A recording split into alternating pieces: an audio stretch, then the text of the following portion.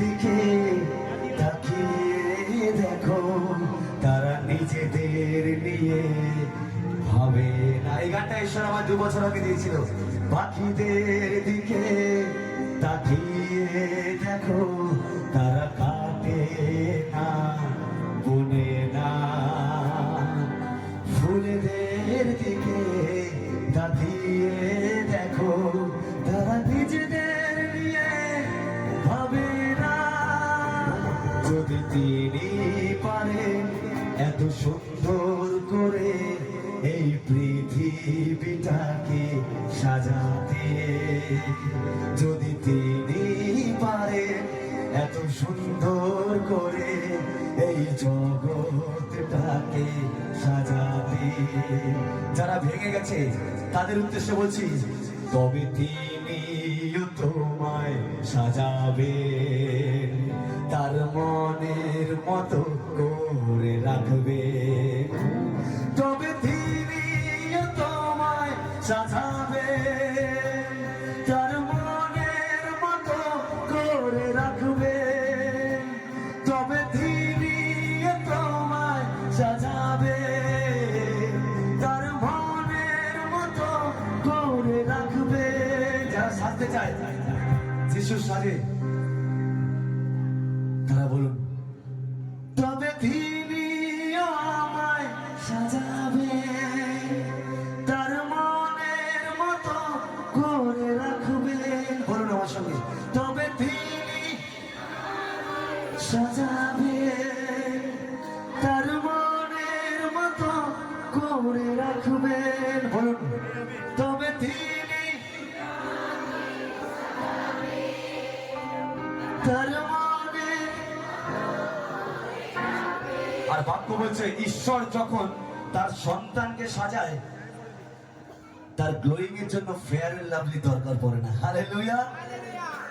কোন মেলানিন ট্রিটমেন্টের দরকার পড়ে না। হালেলুয়া। ঈশ্বর বলছে, তাকিয়ে দেখো সেই মসিকে যখন সিনাই পর্বত থেকে নেমে আসলো, পৃথিবীর এমন কেউ ছিল না তার মুখটা দেখতে পারে। হালেলুয়া। এত জ্যোতি, পর্দা ভেদ করে জ্যোতি বেরোচ্ছে। হালেলুয়া। আমি বলছি না যে যিশুতে থাকবে মানেনি আপনি বিদেশিদের মতন ফর্সা হয়ে যাবো আমরা, না, নেভার। কিন্তু যিশুতে বাক্য মেনে চলা মানে জানেন, আপনি যেখানে দাঁড়াবেন, আপনি যেখানে দাঁড়াবেন শয়তানের পা কাঁপতে থাকবে। আমি রিয়েলি বলছি, আপনি যেখানে দাঁড়াবেন শয়তানের পা কাঁপতে থাকবে। হালেলুয়া। একটা ছোট্ট উদাহরণ দিয়ে বলছি, শুনুন, মন দিয়ে শুনবেন। 2 বন্ধু, একটা হাতি আর একটা কুকুর, ওরা 2জন খুব ভালো বন্ধু। শুনতে খারাপ লাগলেও শুনবেন, বোঝার ব্যাপার আছে। হাতি এবং কুকুর 2জনের বন্ধু, তারা 2জনে একসঙ্গে প্রেগনেন্ট হলো। হওয়ার পর কুকুর যখন বাচ্চা দিচ্ছে, আমরা জানি 6 মাস অন্তর অন্তর বাচ্চা দেয়, তাই না? প্রচুর 7টা 10টা করে বাচ্চা দিচ্ছে। 1 বছর পর দেখা গেল 12খানা বাচ্চা, 13-14খানা বাচ্চা নিয়ে সেই কুকুর গেল হাতির কাছে আর বলল, বন্ধু, তুমি আর আমি একসঙ্গে গর্ভবতী হয়েছিলাম, আমার 1 ডজন হয়েছে, আমার তোমার কত ডজন হলো? সেই হাতি বলছে, বন্ধু, আমার এখনো সময় হয়নি। তখন সেই কুকুর বলছে, মানে আমরা একসঙ্গে গর্ভবতী হলাম, তোমার এখনো, আমার এর মধ্যে 12টা হয়ে গেল, 1 ডজন হয়ে গেল, তোমার এখনো হলো না কেন? তখন সেই হাতি কুকুরকে বলছে, বন্ধু, তোমার যখন বাচ্চা হয়, যখন সোসাইটির মধ্যে দিয়ে হেঁটে যায়, যখন বড় হয়, তখন লোকে কি করে? লোকে বলে, আহ আহ, বিস্কিট দেয়, ঢিল ছুঁড়ে মারে। বলছে, হ্যাঁ, কিন্তু হাতি বলছে, আমার যখন বাচ্চা প্রথম বড় হয়ে এই মাটির উপর পাটা রাখবে, সেই মাটির পাও কেঁপে উঠবে। হালেলুয়া। বলছে, সেই মাটির পাও কেঁপে উঠবে। এবং আমার বাচ্চা যখন বড় হয়ে যাবে, 2টো দল থাকবে, পেছনে তোমার বাচ্চা সন্তানগুলো থাকবে, ওরা ঘেউ ঘেউ করবে, আর মানুষ থাকবে যারা ছবি নেবে। হালেলুয়া। মনে রাখবেন, আপনি হচ্ছেন, সময় লাগছে আশীর্বাদের আসতে, সময় লাগছে চাঙ্গাই পেতে, সময় লাগছে প্রভুর কথা বুঝতে, কিন্তু যেই দিন আপনার আশীর্বাদ ভূমিষ্ঠ হবে, মাটির পাও কেঁপে উঠবে।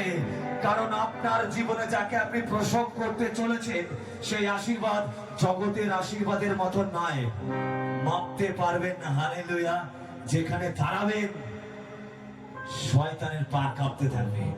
যেখানে দাঁড়িয়ে বলবেন, শয়তান তুই এতদিন কষ্ট দিয়েছিস, এই অধিকারের আওয়াজ শোন, আর যিশু খ্রিস্টের নামে বলছি, তুই এই মুহূর্তে বেরিয়ে যা এখান থেকে। শয়তান বলবে বেরিয়ে গেছে। হালেলুয়া। আপনি জানেন না আপনি কার আরাধনা করেন। হালেলুয়া। গলার মধ্যে ছোট্ট ক্রুশটা থাকে ঠিকই, কিন্তু বুকের মধ্যে যে ক্রুশটা থাকে আপনি তার পাওয়ার জানেন না। আপনারা দেখছেন তার পাওয়ার। যখন আমি ঘুমিয়ে পড়েছিলাম, আর কিছুটা সময় গেলে এরকম মালা এরকম ছড়িয়ে দিত আমার মধ্যে, হসপিটাল থেকে বের করতো। বেশি দূর না, বাঙরের অপোজিটেই দেখবেন, এমার বাঙরের অপোজিটেই খাট বিক্রি হয় না, মরার খাট। হ্যাঁ, ওই খাটে শুয়ে ভবানীপুর থেকে মরার মালা পাওয়া যায়, ওই জড়িয়ে দিত। আর যিশু বলছে, ফেলে দাও এইসব। ও মরার মালা নয়, জীবন্ত মালা পড়বে। হালেলুয়া। ও জীবন্ত মালা পড়বে, কারণ ওকে আমি এখন ঘোড়ার মতন এদিক ওদিক দৌড় করাবো আমার কাজের জন্য।